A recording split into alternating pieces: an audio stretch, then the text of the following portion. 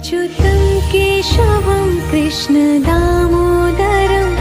रामनारायणं जानकीवल्लभम्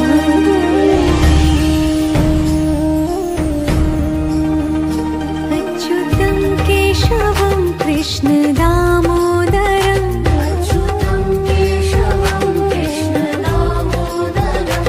रामनारायणं जानकीवल्लभम्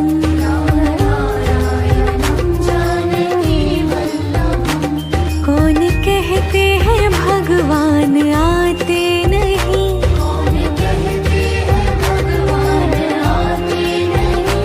तुम मीरा के जैसे बुलाते नहीं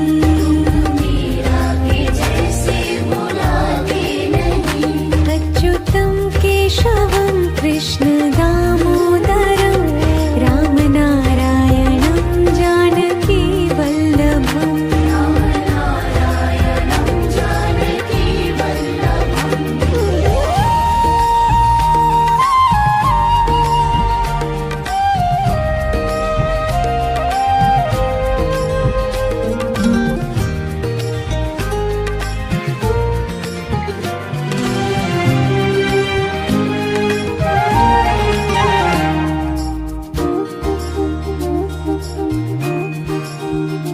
अच्युतं केशवं कृष्णदामोदरं